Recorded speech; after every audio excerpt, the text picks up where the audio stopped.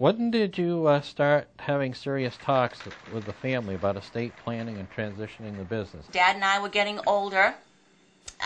We never bought this farm thinking that any of our children would do it, but he took an interest in it. Or what was the biggest challenge? Well, I think taxes. I think we talked about the taxes and how it would affect us and Keith, and how we, the gifts, there's a lot of legal things there that need to be tended to with a lawyer, that's somebody that knows about that. For me, that was hardest, because if not, you're not careful, I guess, you have to pay a lot of estate taxes and things.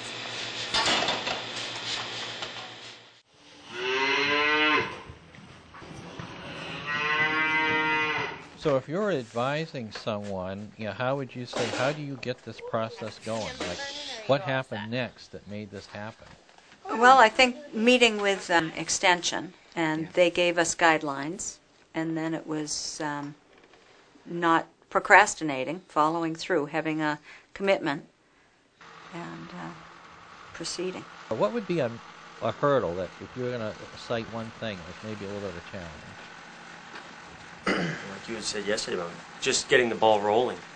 Don't procrastinate. Don't think that you've got time when maybe you don't. I think that's happened to a lot of farms over the years where they thought they had time, the old generation passed on and no paperwork was started. So don't wait, get started.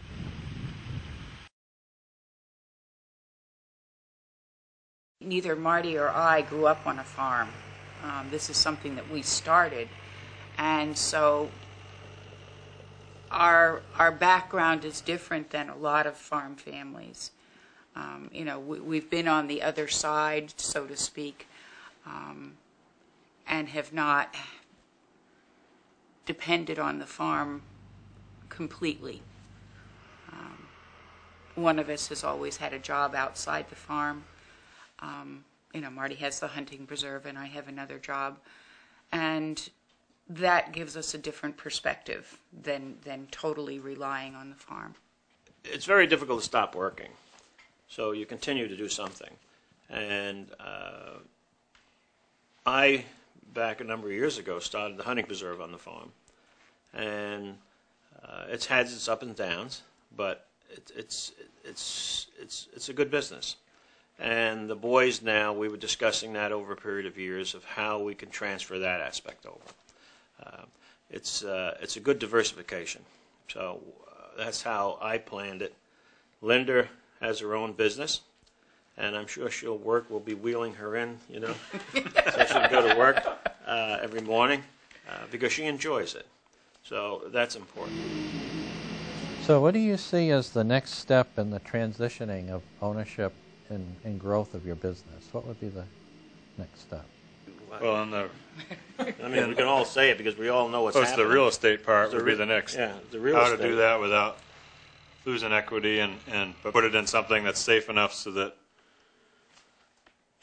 mom and dad, which I think is what we're working towards, they still have their ownership of a particular piece of property or something that they can fall back. If everything goes to hell in a handbasket, they still have something that they could sell if they needed to, or that's not tied into the big family property.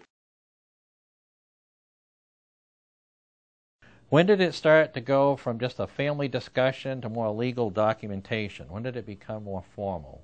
After the fire, I guess it was, I don't know, maybe it was 6 months or a year that we said we need to get somebody to help us set this all up. And I called Susan Withy. Yes. Suzanne Withy. Yeah. Suzanne Withy. And she helped us. She came up 2 or 3 times. And then we worked with you, yes. With Bill's Leg right. Farm and yeah. myself. Yeah. So it was kind of a team effort with Extension and Farm Credit. Yeah. How much time of family discussion and planning versus the lawyer time? Was it mostly, how did that proportion out? Was there much lawyer time once you got things organized? No. We met with her twice. 3 times at the most. I think twice we met with them. She gave us a rust draft, and then we went back and changed it if we needed to, and then she just sent it to us. As you were having these meetings with Extension and so forth, you had some of the informal meetings. When did you, or what was kind of the signal to make that break from the informal to getting into the legal? Did you have to get into some legal help, and how did that happen? Yes, we did. After we met with Mike Shabrasi, and then we worked with the lawyer that we worked with Farm Credit, Joanne Craighead, and drafted up what we needed to do to make the LLC, the Barrett Hill Farm, into an LLC and change that generational transfer from mom and dad as far as the business aspects of it to myself and Beth, and then formation of an LLC. And yeah, that all happened. Like I say, once we decided we were going to do it, it did just kind of go just like that. Yeah, it wasn't exceedingly complicated. Ralph and I, the wills that we drafted 40 years ago were certainly outdated, and we're still in the process of revising those. Right?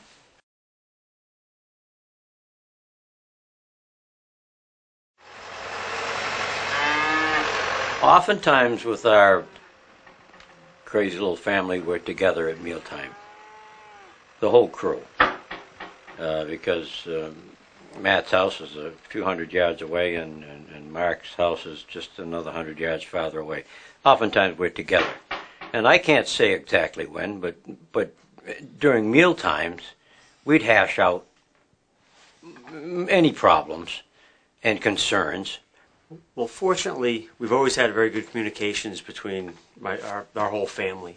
So as far as running into difficulties, we were lucky not to have had that problem.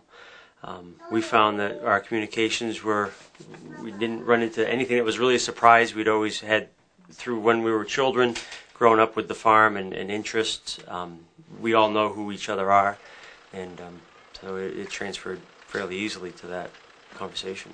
So there was somewhat of an expectation from the parents that probably the sons would like to do it, and the sons, you folks, had an interest, and it was kind of assumed that you would continue. Is that true? Well, yeah, very much so. I mean, the farm, as anybody in agriculture knows, can be totally all-consuming, and it's quite a commitment. And the whole family is very involved. I'd had plenty of chance, grew up here on the farm, and then also, since I graduated, it's been full-time for me. So I'd, certainly gotten to the point, 10 years ago where I knew that, okay, this is really what I'd like to do. This is where I want to go with it, and this is a commitment I don't mind taking on. We discuss these things in the morning over coffee, in an evening over supper, or something like that. We're constantly talking about what direction we're going to go with the farm, what's going on, excuse me, with the excavating, what the family's basic goals are, what we're doing.